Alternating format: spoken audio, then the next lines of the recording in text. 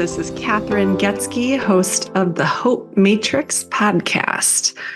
We are here to share science, stories, and strategies for how to hope. I'm the Chief Hope Officer of the Shine Hope Company, and Shine is the mnemonic for how we teach hope. So when we talk about hope, we talk about how we use stress skills, happiness habits, inspired actions, nourishing networks, and eliminating challenges, which are our thinking patterns that get in the way of our ability to hope. Hope is a skill. You can measure hope, you can teach hope, and you can start practicing skills to activate higher hope in your life today. And on this Hope Matrix podcast, we aim to bring in guests, experts in science, people with stories, and those that have strategies for activating hope in your life. All right. Welcome, everyone, to the Hope Matrix podcast. I am grateful to be here today with you all and one of my favoriteest people in the world that I met, believe in the Dominican Republic, for Awesomeness Fest. So, he's obviously a pretty cool guy if he's going to Awesomeness Fest, A-Fest. I have here today and got up at 5 a.m. for this. Erwin Valencia, Dr. E. Or E as we all know him. So grateful to have you here. How are you? Good morning, my dear friend. Coming to you live from the island of Siargao in the Philippines. And yes, it was 2013 at another island, the Dominican Republic, that you and I met. And so, yeah, it's been good. Life is different when you move from the big city of New York to a tiny island near the Pacific Ocean, in your homeland. And it's been a big change, but also it's been a lot of reflection to realize how life could be good in this way. Yeah. I know you went from seriously like the big, fast, crazy life. You were a trainer, right? You were a trainer for the Knicks. Yeah, I was the medical and performance lead for the New York Knicks for almost a decade. So. Oh my gosh. And then you went to how big is the island where you are? I mean, I make it sound like it's tiny, but it's really not that tiny. That still takes you like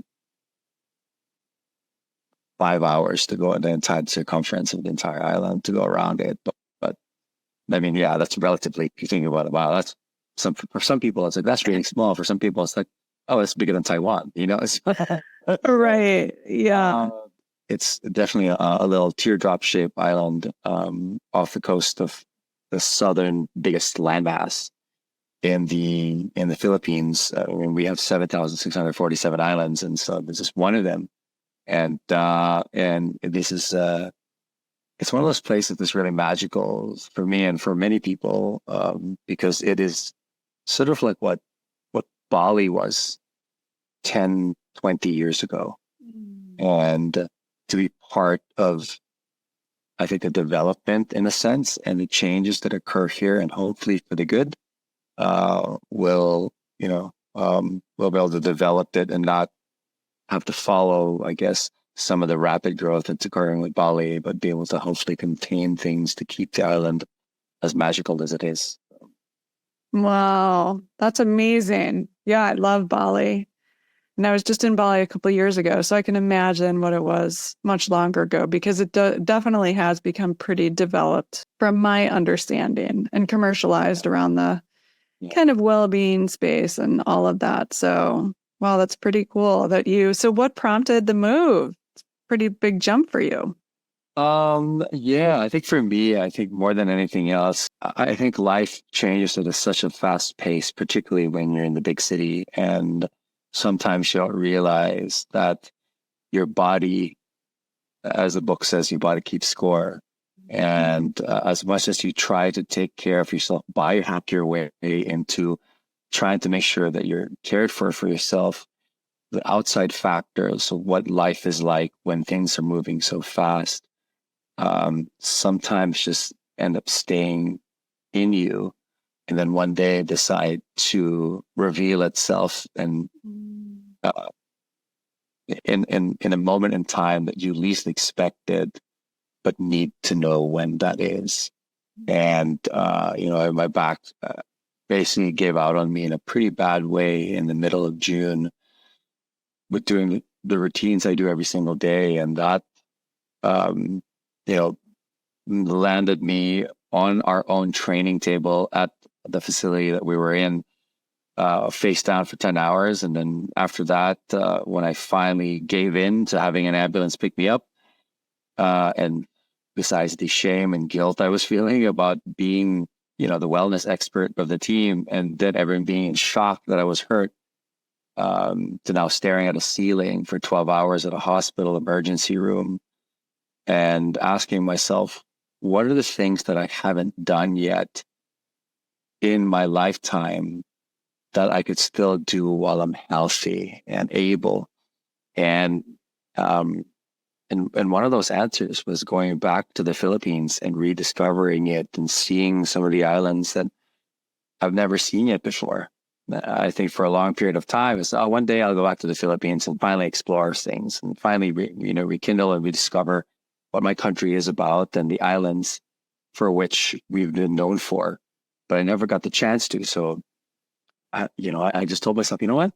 I don't want to be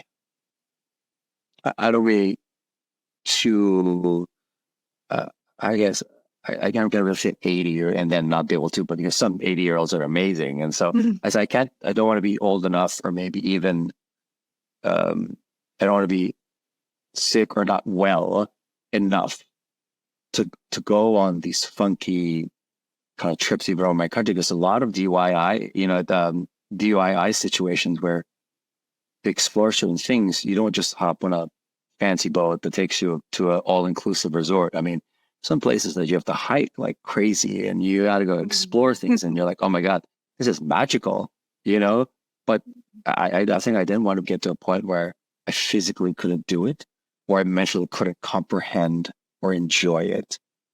And so that really began this almost purging process of saying like, what do I really need? And what do I don't need that maybe I can give away and, or maybe even share with other people. And so that's kind of what prompted it. I sent 13, these massive boxes back home to my parents' place here in Manila. And then, planned out the things I was going to do here. And one of them was to spend not only obviously the time traveling, but also spend more time with my aging parents and to really understand what the magic is about in this island of Siargao. And I think twice within a 6-month span, I've spent a month here. And there's something about this place that just continues to draw me here. And we'll see what happens. Wow. Oh my gosh. Wow. What an adventure. And I think it's amazing. I mean, a lot of people, when we have significant, events in our lives, we can either fall into kind of despair around it and helplessness, which are really the two ingredients of hopelessness, or we turn it into an opportunity for what can we do with this. So I think it's amazing. And it's no surprise to me based on your background and experience that, you're sailing through this. So for those listening, I mean, he is both in our college course that we just got our research published on, which took a while, but I'm super excited. Predicted hope coming out of the course, though, and he is one of our experts in it and a beloved expert at that. I mean, he's also the king, I would say, the emperor of gratitude. Oh. Because the emperor does have an empire. So yeah, that's... Yes, he's just, when we got off the plane in the Dominican Republic, because you and I shared a Uber, I don't know if it was an Uber or might have. No, there wasn't even an Uber back then. We're talking about this short van situation. Yeah, we did, and we shared. You, me, and Karen. Karen. Karen and Stephanie. Yeah. Oh, Stephanie, yeah. Yeah. Karen and Stephanie, literally, like, are you guys going to this thing? This thing. Yes, absolutely. And I remember, I mean, you were talking about gratitude back then, so. Oh, imagine that. Not even without the research that I do now, and not even without kind of the practical applications I've been using it for, not only my daily life, but also as I teach, and as I mentor and as I coach people. So. Yeah, it's pretty awesome. So we'll dive into that a bit, but what a cool story to land you back in the Philippines. That's pretty amazing. I mean, obviously with the hint of slight challenge physically, which scared the heck out of me. Like, I think at any period of time when we find ourselves, sort of in that, not out of body, but in body experience of something that you can't even control. Like I physically could not move. Like I was stuck face down on the table for which I usually treat my players at. And I was like stuck. Yeah. Stuck. And any kind of movement, even my head to look at somebody who was saying hi would like shoot like a knife-like pain in my lower back. And it just makes you think about life a little differently. And I think more than anything else, as I lay in that bed in the hospital staring at the ceiling, I first was grateful for the fact that it wasn't something more dire, and it wasn't something that would really change my life in a sense where, I mean, knock on wood, but like, I'm trying to find the wood here. But just like imagine like if what I experienced was more something had to do with my heart or my brain or anything that was more life threatening, then it would have affected more things, which then would be affected my ability to experience life. Mm-hmm. And, it being more of a low back thing, even though it was probably the most painful thing I've ever experienced. I said, I know from somebody who's studied the body and has been somebody that has been worked with high performing bodies for more than 2 decades. I know this will get better. Mm-hmm. It'll take time. It'll take effort, but it will get better. And so for me, I had hope that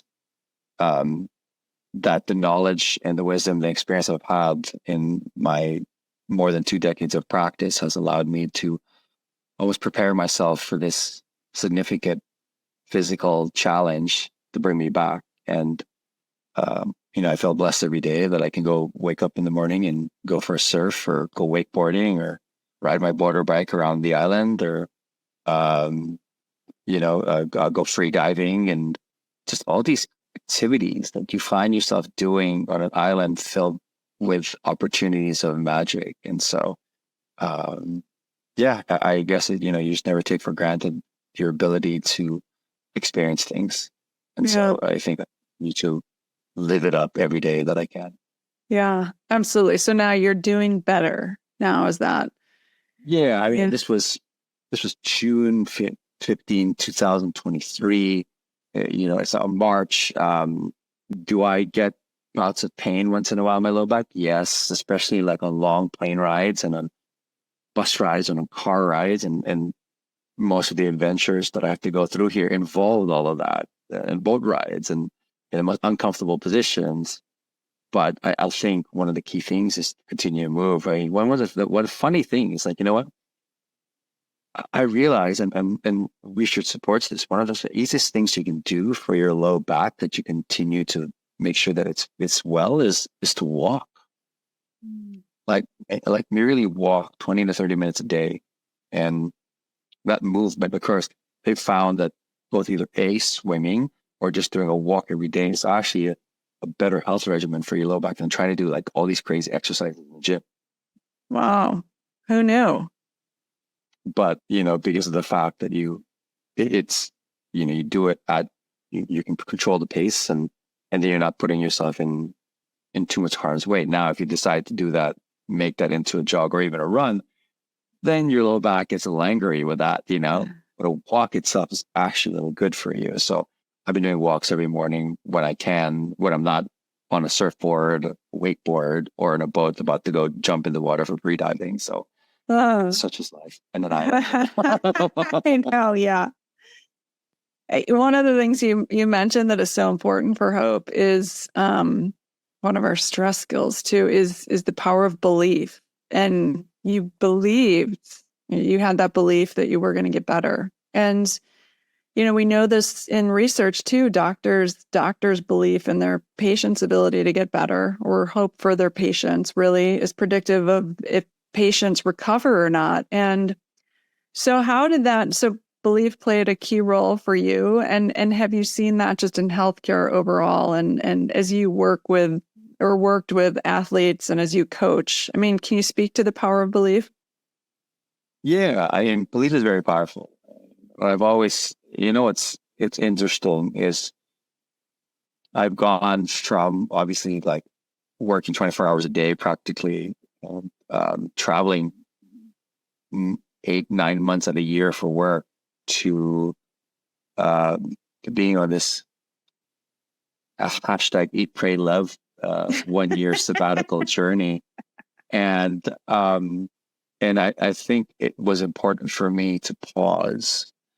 And I think my back injury was a reminder to pause and believe that there was a bigger purpose for me to serve.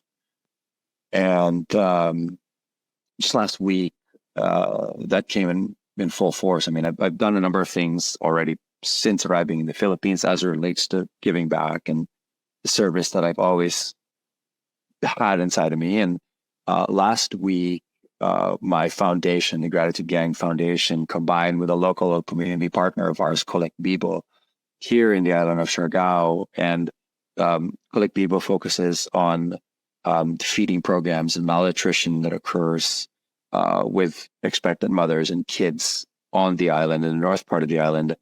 And obviously with my Gratitude Gang focuses on mental health and well-being. And so we did a collab where we looked at the research and found that the illiteracy rate in the Philippines for rural, indigenous and island communities for kids past 6th grade is 91%. And that isn't because the kids want to learn, it's because their brains physically can't. And that occurs because of the nutrition that they don't get when they're in vitro in their parents' belly and their mom's belly, but also for the first 1,000 days of their life.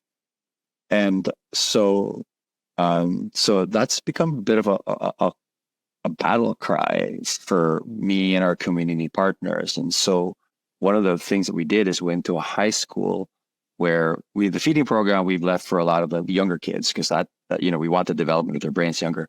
But for high school, me coming into this island, and I went to a high school, and the principal, he found out that I was in town, and I'm very lucky to have been a symbol of hope and inspiration for a lot of kids in the Philippines, particularly those who watch basketball.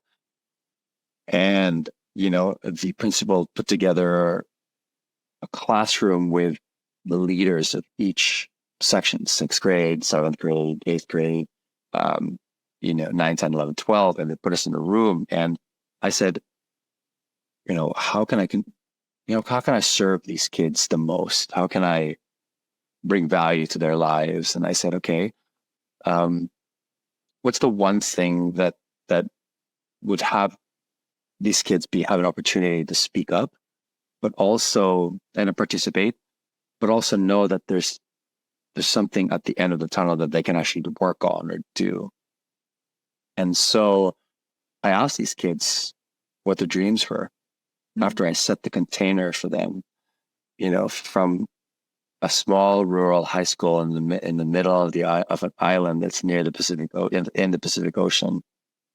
And it was funny because actually I thought about you so much because at this point, but because these kids had so much hope, where the dreams is but the angle I said, because it's funny enough, the one thing that TikTok has given, weirdly enough, with everything going on TikTok, is given these kids a language that they can kind of think about. And that one of the words that I kept on hearing was manifest. And for kids in a rural island community, high school, to joke around with the word manifest, but maybe not even understanding what it really means, that means that there's a sense of hope that they have for it. And that was so fascinating for me. It's like, but wow, they actually can see the possibility. And so it was interesting because in Filipino culture, we're quite bashful, we're quite shy when it comes to sharing in a group, because there's a lot of sometimes shame, almost success shame that occurs because unfortunately, one of the bad things in an island nation, with 7,647 islands, is that there's a bit of crab mentality sometimes, which is one of the flaws of an island culture. New Zealand has something called the tall poppy syndrome. If somebody climbs up too high, somebody at the bottom says, "Oh, don't try to flash and try to flex. Come on, be with us in the ground, or you're not with us." And so I had to create a container and be that strong, quiet force to tell the kids, "Hey, look, let this be an opportunity, you guys, to share what your dreams are, because I want to know, so that I can know how to support you and how I can know how I can bring people to support you." And one of the most fascinating shares had to do with some of these kids wanting something not for them, but for their classmates, something not for them, for their mom that didn't get to maybe, let's say, finish college, and now they want to finish college for their parents, or a hope of a dream that they think they achieve. Like, I want this job because I would like this certain job because I want to see the world or whatever. And then in the end, they would say, "But I know that's not going to happen because we're so poor." And I said, "Okay, stop there. Let's just end in the dream, because as you kids now say, that's the only way you can manifest." So that you can actually truly hope for that dream. So I brought it back to the little word that they were joking around with, and made them understand what manifest meant. Because if you set that intention with a pure heart, then the possibility of something being manifested increases. It actually then gives you much more hope that it will. But you have to make sure that your words are as strong as oak, and that you commit that to yourself and to the universe. And so it was really fascinating, like an experiment in hope on the grind level, where the intention has to be there, and the limiting belief has to be eliminated. But these kids don't often have that person, and that for me was such a, I guess, come to God moment, where I think I felt like, wow, this is why I come back home. And so to be able to give and serve, and I get teary-eyed about it, because it's like that realization of the journey that has brought me here, and serve so many people that have the access to this, but those that don't, and to be able to then provide that for them. This is why I exist. So, oh my God, that's so beautiful. Yeah. And what an incredible gift you are bringing back to your whole country, all the kids in your country. I mean, because you're a rock star. Let's be clear. You know so much. You're so wise. You practice what you preach. I mean, you're an absolute, what you talk about, you do, and you came from the Philippines to New York City you created such a big, bold, manifesting for yourself that vision of what you were doing. I mean, being a trainer for the Knicks is like an incredible feat for anyone, and yet you being able to do that you grew up in the Philippines, and correct. And being able to code, I guess. crack the code. And then that's what too we're here for. We create that, and then how do we teach others how to create that for themselves? How do we bring those skills and knowledge and tools and resources and allow others to learn from us and serve? So it's that balance. I mean, I can imagine you don't want to bring all of that, the the success to the film, and so you're managing that cultural dynamic, and yet that is so critical for teaching others that they can do it too, and being able to say, if I can do it, you can do it, and what are your dreams, and what's the process for getting there? And that's really the goal of the work I do is we can get stuck in those cycles of hopelessness, right? You live in inner cities or where you're highly oppressed, and you can look around you and you can look for all the evidence of why you can't do something and start to internalize that and get that belief that I'm not capable. Or you can overcome those things and you can learn from success stories, and that's what you are. I mean, you're an amazing leader, and you truly do practice everything you talk about. So how lucky are those kids? I mean, so amazing. So tell me, just talk more about growing up in the Philippines. What was it like for you? Growing up in the Philippines was interesting for me because there were so many different facets and phases of my life that I was in the Philippines. Like, I was born in Passaic, New Jersey, while my mother was going to grad school. My father was working in Wall Street as a intern, I guess is where like he was doing his OJT or he finished business school and has to do like an internship there. And, we moved there from Houston to Houston, Texas. And then when my grandfather died, we had to move to the southern island Mass, which is here, like really, Siargao, the island that I'm in, is part of this bigger mass where the main capital of this big mass, sort of like almost like, let's say it's like kind of like Texas. And then the main city of that, Davao City, is where we had to move to straight from the States because my grandfather passed away and my dad had to like take over pretty much most of the business that my grandfather put up. And so for me, during those periods of times, it was such one of those, I wasn't necessarily in the big city. I was in the third largest city in the country, but we were still like a rural town. It wasn't Manila, and so I remember growing up where there, I had a pet pig. I had with so many animals in my grandmother's house, and we all lived in a compound where, my dad's house was here, my auntie's house was here, my grandma's house was here.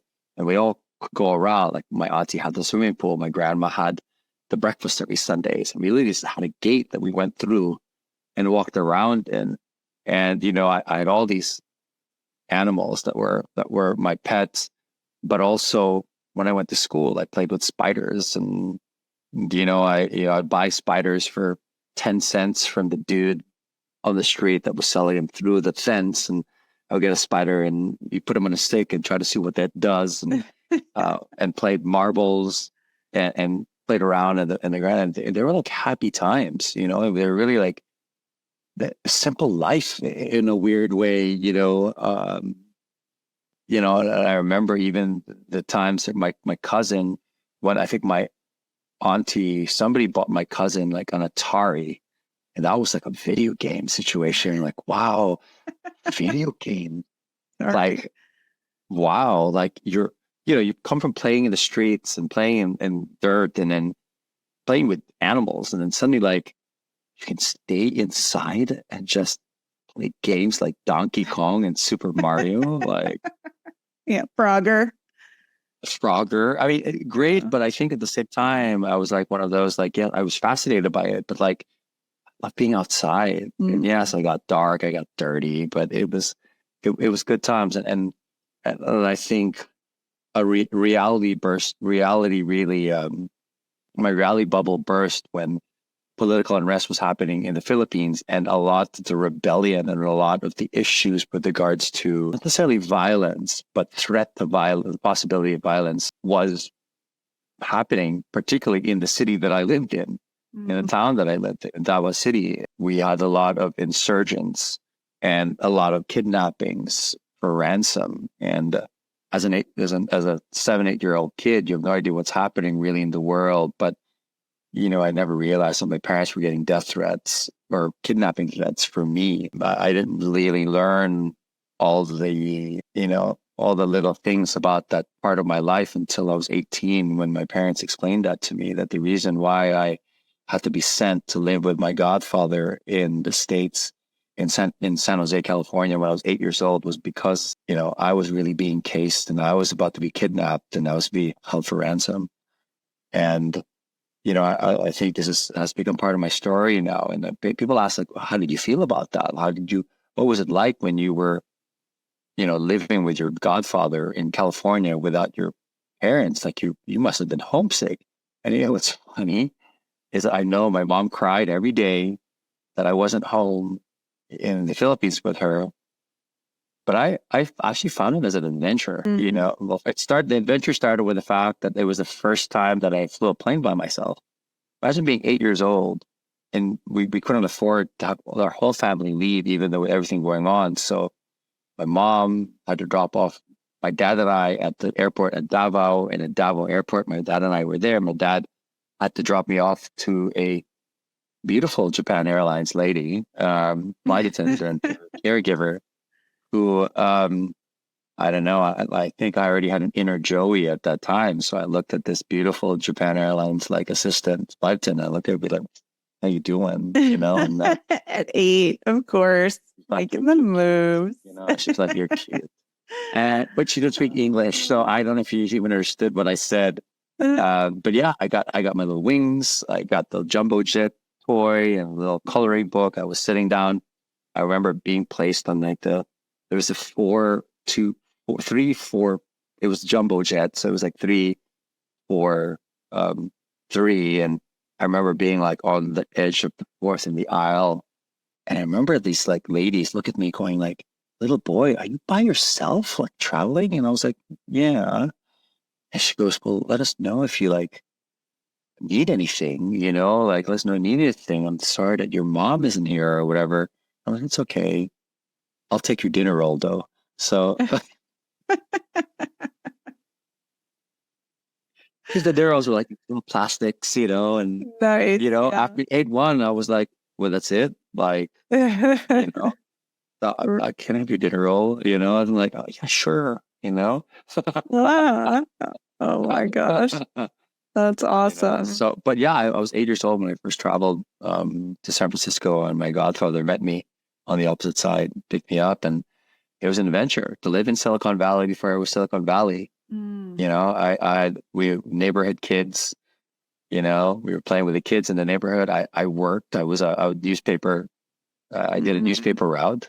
Nice. I personally wasn't the one that was on the, on the employment sheet. It was my cousin, who was a few years older than me. And then we did the paper out together, and he would just give me some money on the side for helping him out, Nice. But that's the only way I could afford my G.I. Joes and my He-Man, Right. What you And need. I got to get the new G.I. Joe, and my dad, Totally. I'm not giving you money for G.I. Joes and He-Man. So I was like, well, you got to work for it. And I was like, you know what, I will. Yeah. I'd fold the newspapers when they arrive at 10 p.m. and, try to get this done as much as possible, as well as my schoolwork, and wake up at 5 o'clock, 6 o'clock in the morning and start delivering. And it's funny, I think it's that training at that age, at 9, that made me more of a morning person than anything else. Doing that in the morning. Love it. Yeah. I mean, I have a lot of conversations around, are we born with hope? Is hope taken away? But there are certain things, like experiencing wonder and awe and gratitude. These are, we've got to be so intentional about these practices, and it's so easy. And I don't really know if it's learned or we learn these habits of hopelessness, maybe I can call them. But it sounds like at a young age, you were, the wonder and awe, the intentional practice of wonder and awe was like a part of you. I mean, when we think about it, we think about getting on a plane, and some people say, I hate flying. I'm afraid of it. Or you can get on thinking, oh my gosh, this is so amazing. We can get on a plane and we can fly around the world, and holy, can you even believe this? And so to me, I mean, hope and teaching hope skills is especially to young kids, so that they learn how to incorporate these habits into their lives. It's so important. And again, to me, do you think you were born with this like nature, like this mindset, this nature of like experiencing gratitude and wonder and awe and a sense of adventure and all of that? That's a great question. One that I think is answerable in one very simple way. My mother said that when I was born, that when I literally came out from her, I had a mole in my foot. And when you have a mole in your foot, that means you're going to be a wanderer. Mm-hmm. And I had a mole in my foot, and my mom said, this one is going to be, actually, she called it kitty kitty. Kitty kitty means catfish.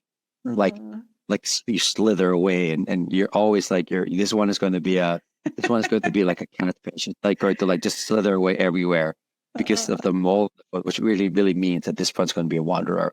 Or as my dad now calls me, an adventurer. I guess there's weird brands what my parents would like to define me as nowadays, which is really funny, a label. And then like, oh, you should meet the daughter of your the daughter of our neighbor from the church group because he's an adventurer too. You know, it's like, okay, like what I mean, what do you mean by that, Pop? Like, I don't know, he just goes and like does adventures, and you're like that, you're an adventurer. That combined with what I don't know their definition of wellness is the same thing. Is where like my father was like, oh, have you met the son of the, I don't know, like, you know, the neighbor? I think she's wellness too. Not in wellness. She's like, she's wellness. She's wellness. Yeah. You know, she's like, what do you mean? It's like, you're wellness, right? Yeah, I think she's wellness also. I was like, do you know what that actually means? So it's really fun. It was like, yeah, that the adventurer person. Yeah, my mom says she knew the moment I was born. Oh my gosh, that's amazing. That is so awesome. This one is going to be slithering around the world. Yes. And that's a pretty accurate description, I think. Slithering. Yeah. Slithered into that, car. That is so funny.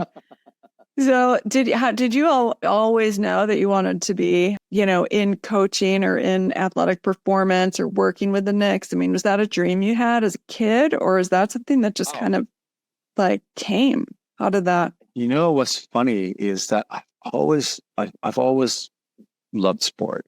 And when I was younger, I think one of the other things, as you speak of awe and wonder and dreams, that I remember, and this is going to date me like crazy, being in third grade in San Jose, living with my uncle and my cousins. And that was the birth of MTV. And, I would watch the Spaceman and I want my MTV, And then also at the same time, CNN Sport began like having these commentaries on sports events that would have a bit of fun in it. And the pioneer for that was a guy named Fred Hickman, if I remember correctly. And I remember Fred Hickman, the ESPN wasn't even existent, yes. It was CNN Sports. And it wasn't even like pretty. It was very rudimentary because at the time, the big kind of sports things were like recaps. It's like ABC Wild World of Sport. And there's another one that would be, I think, whatever the other sports show where it's like, I remember it's the thrill of victory and the agony of defeat, And I was trying to figure out what show that was that had that. And that was that's what the announcers. But then the moment the announcements came, it's like, so in sports, this team won, this person played, and they won the match. It was very like bland. And Fred Hickman was one of the guys that started doing comments. It's like, oh man, that was like a doozer because like he would actually like talk to the camera like he was talking to somebody in the living room about the sports that was happening. And he wasn't trying to make it too formal. And I was like, wow, so cool. That combined with MTV, this is the weird thing for me to say, but I think at that moment in time, my goal was to be on TV. Yeah. Find a way to be like Fred Hickman, to be this funny sports commentator, to have his personality while doing that. And because of the MTV part, with the VJ coming up, it's like, hey guys, next show, next video coming up. So I was like, oh my God, that's kind of the world I'm going to live in. Meanwhile, obviously, in the moment I was born, not only did I have a mole in my foot that predetermined I was being a wanderer, Right. I also was born in a household where when my mom and dad were both living in New Jersey when I was born, my mom was working for my then great uncle, who himself had a great story. He was a doctor who came to the US to do his residency and then fellowship, but he also took care of the people in the town of Lodi, practically for free. Like, if they needed anything, he would take care of them. If the postman needed a place to crash in the middle of a snowstorm, he would house him just so that he can get through. And when my great grandpa Henry, him and his family their visa ran out and they were almost in a sense deported, town of Lodi rallied and had a petition signed by the senator of New Jersey or the governor of New Jersey for them to stay, and because he served the town. And they said this guy is one of those guys that he deserves to stay here. And so they rallied, they pushed in a sense they lobbied, and him and his family, my aunties ended up getting to stay in New Jersey. And you would think that, okay, I got my green card, I'm staying here, so now I'm good to go. I'm just going to make money and we're good. No, you continue to serve the town. And he was so beloved. And so my mom was so inspired by him and my dad. And they were like, you're going to be like your Lowell Henry. This is who you were to be. My dad, yes, he loved the fact that he was of service, but also my dad liked the fact that my grandpa Henry changed his cars every 3 years. And my dad said, see, if you're like your grandpa Henry, you can own a Cadillac and you can change your Cadillac every 3 years, because that's what happens when you become a physician. You become a cardiac surgeon. You can always get a new car every 3 years. And it was funny because as I got older, I realized my grandpa Henry was leasing the cars because it was a good, better business thing. Hilarious. Wasn't buying the car to buy the car and then save it. No, you can lease the cars. But my dad gave me this guilt. It's like, see what happens when you become a cardiac surgeon. You can buy cars every 3 years. Yes, that's an extrinsic motivation, we call it, versus an intrinsic. Yeah, that's so hilarious. Funny. It was kind of funny, but he was really motivated me. See, I said, what's your favorite car? What's your favorite car? And I said, I love how the Lamborghini contacts look back when I was little. So you're going to get a Lamborghini when you become a cardiac surgeon, like your grandpa Henry, and change it every 3 years. Real funny. But yes, it was the fact that was one part, but obviously the bigger part was the fact that my grandpa Henry served his people and served, and so he was really inspired by that. So that direction I think was always put in me, that even when we went to Davao City and we moved here after my grandfather, my dad's side died, I asked my parents, hey mom, I have to write this in a yearbook. What am I going to be when I grow up? My mom says, you're going to be a neurosurgeon. But what does that even mean? He goes, don't worry about it. Just write it down. So, and I think, although in a way I didn't really follow them, I still, as a very typical firstborn Filipino male, I still found a way to be like, okay, what can I do that makes them happy, what makes me happy? So I went to medicine, but I went to sports. And I think I did that so purposely. They had really no idea what I did for a living. They knew I was in the medical field. Right. They didn't really know what I did, because all they saw was me standing next to either the baseball field when I was with baseball with the Pirates, or I was on the basketball court on TV.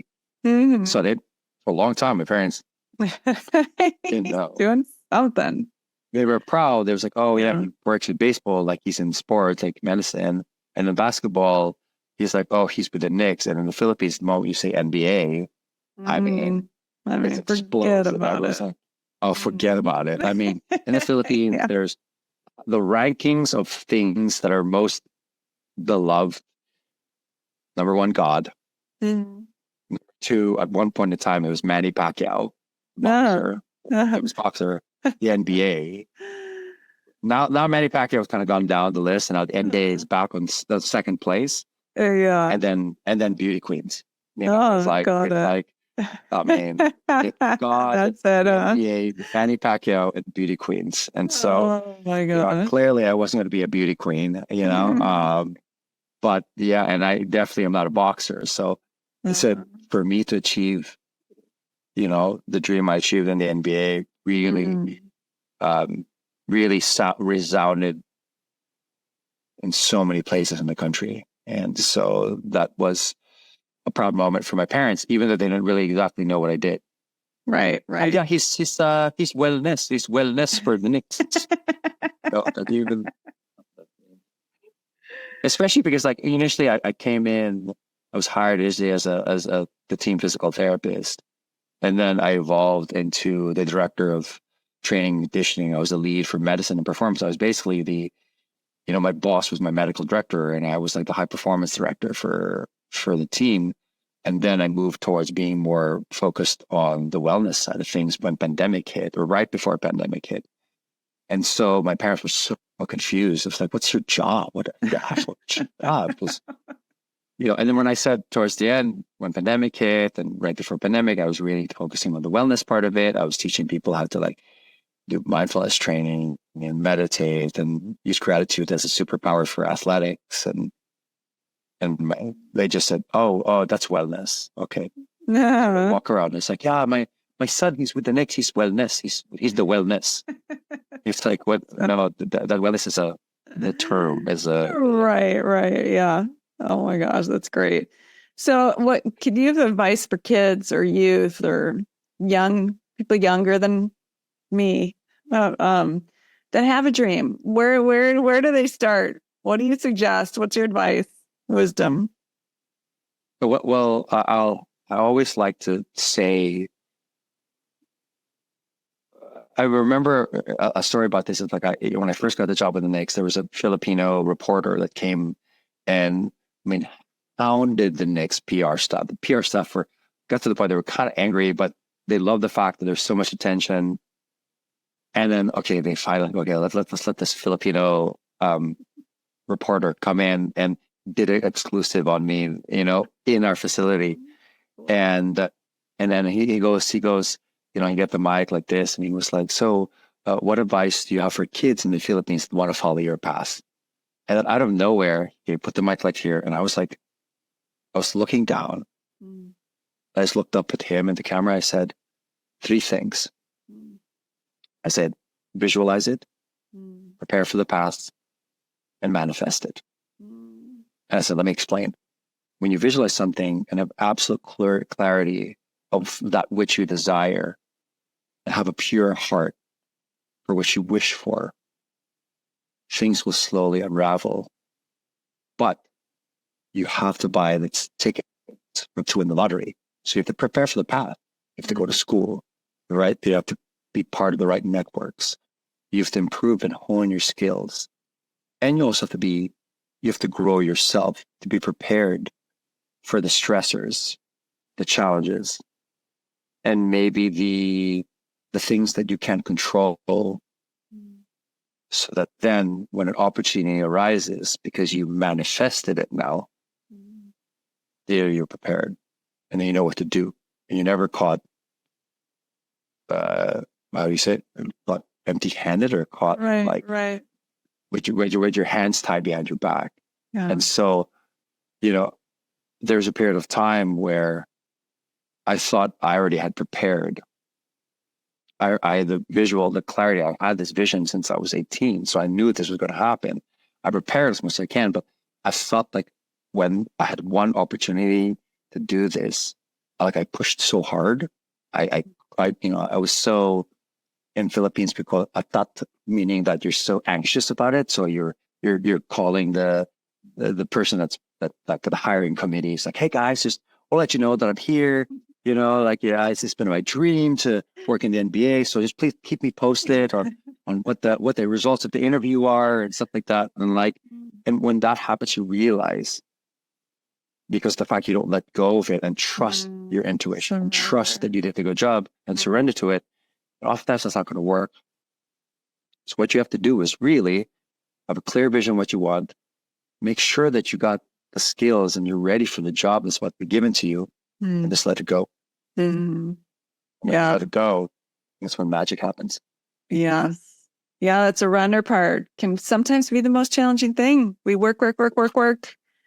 Learning how to surrender that and allow and have trust and faith into knowing that, it's all coming as it should and as it needs to be. And that can be a challenge. I loved Michael Singer's The Surrender Experiment book. Taught me so much about that, especially in the business sense, in business, do, and not, the doing is important, and equally is the allowing and the letting go and the, yes. And I think to that, I think it's interesting to note that, hence the reason why, in a way, I love my brother's an engineer. And I love how engineers have to think in systems where you create something. You're not sure if you put these things together, they're actually going to do something. You have faith, hope, and you also have to surrender that it will. Yeah. And then when you press that button, boom, whatever you created put together will actually work. Yeah. But if you just force things and don't, do that, right. You're like, you better work. Or sometimes it doesn't. Yeah. And you're just so frustrated. So I love the fact that sometimes an engineer's thought process is really good to teach kids, because you have to build it, create the system, because you know from whether experience or whether it's the books and theory, that if you put the plug, if you put a little thing into the wall socket, that it would work. But imagine the person that invented that. Yeah, they just had to surrender to the point that, I believe that the current will go from one place to the other. Cross your fingers. Right. Exactly. Yeah, and keep trying, keep showing up, keep doing the work, not attaching to the outcome. I mean, it may look like this, it may look like something else, we don't, always necessarily know. So yeah, I love that. Oh my gosh, it's been such a pleasure. Do you have any final words or thoughts or anything you want to say? What are you doing now? How can people get in touch with you? What are you working on? How can people get engaged in what you're doing? Yeah, first and foremost, the easiest way to find out more about what we're doing from the nonprofit standpoint through Gratitude Gang, which is my mental health foundation. Gratitudegang.org is being it's about to be launched very soon. I'm going to launch it at Summit. That's coming up in a couple weeks. So we're rebranded the foundations. The foundation started as a community on Clubhouse, a social audio app, and then it became and it's one of the first ever social impact NFT digital asset crypto projects. And then as we have to pivot now, I said, you know what, this is really a full-on nonprofit, and our focus is going to be on mental health for kids, particularly in the Philippines. And so gratitudegang.org is going to be up very soon. You can actually, the landing page is already there. So if you guys want to hear more about what we're doing, see some of the stuff that we're really putting together for kids to make sure that their mental health past that 6th grade is improved, hopefully with some of the initiatives that we do. Make sure you sign up, be a global giver, or be part of some of the volunteer work that we do on the ground level in the beautiful island of Siargao. So that's kind of what we're going to check that out. Check out the Gratitude Gang Foundation on Instagram, but also follow my journey on Erwin B. Valencia on Instagram, mostly. YouTube channel is going to be coming out soon with so much content around the places I've visited in the country with the lens of positivity and these stories of hope and gratitude that's going around the country. And so I think that's the easiest way to kind of follow me and follow the journey with everything that I'm doing. I mean, this is just literally one of my foundations. I have another foundation that focuses on the health, wellness, and performance industry and the mentorship for that. So my two nonprofits and my two initiatives are one are mentorship and one is on mental health. And I think besides the fact that I am supposed to be finishing my book, which hasn't been successful here in the island of activities and vitality, because in as much as you want to stay in this room and just type away, so you're like coconut trees are swaying, the sun is out, and you're like, I can't stay here. I gotta jump in the water. I gotta hike a mountain, and I'm like, hey, this is get on a motorbike and get lost in the island. It's like you would think this is the right place to do it. It's not. So no, not the right place. You want to be in a cool, dark winter place with snowy. Yeah, you're stuck. you have no choice. You're like, you're stuck inside. It's like, you know what? I gotta get these stops, which I think is really funny. Yeah, but yeah. So that's real. I think for now, I think I would love for people to support Gratitude Gang as we're rebranding, relaunching. The website's going to be really amazing. The artwork that was done in order for the website to come to life with the sunflowers and the kids and the happiness. And I mean, in the end, Gratitude Gang is a community. We started this community and we're a community of givers that believe that gratitude can change the world. Absolutely. And is changing the world and will change the world. And so lucky to have you leading it. So thank you so much. Oh my gosh, it was so good to see you. It's been a while. And 5 a.m. I appreciate you getting up, doing this with us. Hey, anything for you, my dear. Anything for you. I mean, you know what's funny is that I still, I think because of you, I've still continued to keep in touch with a number of the people from that summit that you put together. I mean, it's been a really fascinating. It's so funny. I think because of the intimateness of how it was initially, and then the ability for us to actually chat during like the after party and stuff like that. It has made some great connections in my life, and I think it's been really good. I've been following Superman. Alex, what's the kid's name? So Alex, he's so funny. And I've become really close with Grace. So Chuck, Grace and I have really been really close. She actually connected me with a good friend of hers in the U.S. Embassy here now, who moved here with his wife to the U.S. Embassy in the Philippines. And she was like, hey, Tyler, you need to meet. He's in the Philippines too. I feel like some good work. And he's looking to, he works in the U.S. Embassy as regards to sustainable development stuff. So awesome. He wants to be part of the innovation, and what basically is then going to report to, I guess, the US of then how kind of funding we can bring here for certain projects and stuff. And so, which is really, really cool how that connection occurs. That's awesome. And I welcomed them, and I said, hey, Shep's a dear friend. Shep Grace is a dear friend, and they're like a dear friend as well. And so, great connection. So I'm so grateful for that. Oh, that's awesome. I'm so glad to hear that. Yeah, and we're making progress on the International Day of Hope. So more to come. Exactly. I'll be at the UN early April, and we've met with folks in Romania, the ambassador of Romania, who's, going to help us and getting other countries on board. And yes, we'll do our best to get the Philippines on board for that. So important. I have a paper on hope and the SDGs now. So hope is pretty critical to our ability. Yeah. Look at you. See those SDGs. So, hope there's a famous book called Hope is Not a Strategy. And I would argue hope is a very important strategy to pretty much everything we want in life. So thank you for being such an icon, such a hero of hope for us. And it's so good to connect. Thank you. Yeah. I'm grateful for our 11-year friendship. I know. I'm such a beautiful soul. So fascinating how both our journeys have moved along in our lives, and I'm very honored to witness yours, and I'm so proud of you. Thank you, E, as I am of you.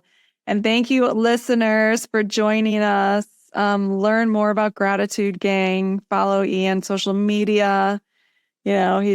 We need more positivity in this world. It is an intentional practice. Gratitude is an intentional. We've got to learn how to be grateful. We've got to learn how to incorporate these strategies into our lives and into the lives of others, because we do have so much to be grateful for, including my friendship with you, E, and all of you listening in and sharing the message and sharing the work and hope with the world. So thank you so much. Signing off of the Hope Matrix. Thanks for joining us. And remember to keep shining hope. So thank you all for listening in to the Hope Matrix podcast. We want to shine a light that hope is teachable, hope is measurable and teachable, and provide you with actionable insights for how you can start activating hope in your life today, and provide a framework so you can start talking about hope with other people and practice these skills together, because we are better with hope. Please feel free to check out theshinehopecompany.com, where we list all of our resources around how to hope. We have a lot of free programs for how to hope, including the 5-day challenge, our hope infographic with a lot of skills that showcase how to hope, and articles of how to incorporate hope into your life. We have the Hope Beat Weekly, which is a weekly newsletter that shares strategies for hope. We have a My Hope Story template, so you can write your own hope story today. Also, My Hope Hero, so we can share what our heroes are doing to activate hope in their lives. And this is especially good with youth, so they can start looking up to people that have overcome similar challenges to them and seeing how these heroes use the Shine Hope framework. We have a Hopeful Minds for Teens program, a Hopeful Minds overview, educator guides. We have a new evidence-based college course so you can activate hope on the college campus. There are programs in the workplace, overview courses, 90-minute courses for learning the what, why, and how to hope. What I want you to know about hope is it's a skill. You've got to practice these skills to become hopeful. It's easy to fall into despair and helplessness when we deal with challenges in life, and it takes intentional work and practice to get to hope. And yet it is always possible. So no matter what life brings, keep shining hope. Thanks so much for listening in. Have an awesome day. And of course, I've got to add that this program is designed to assist you in learning about hope. It should not be used for medical advice, counseling, or other health-related services. I, Fred, the Shine Hope Company, and myself, Kathryn Goetzke, do not endorse or provide any medical advice, diagnosis, or treatment. I am not a medical doctor. The information provided here should not be used for the diagnosis or treatment of any medical condition, and cannot be substituted for the advice of physicians, licensed professionals, or therapists who are familiar with your specific situation. Consult a licensed medical profession or call 911 if you are in need of immediate assistance. And be sure to know the crisis hotline, 988, if you are in need of support. Thanks a bunch for listening. Take good care of yourself and keep shining hope.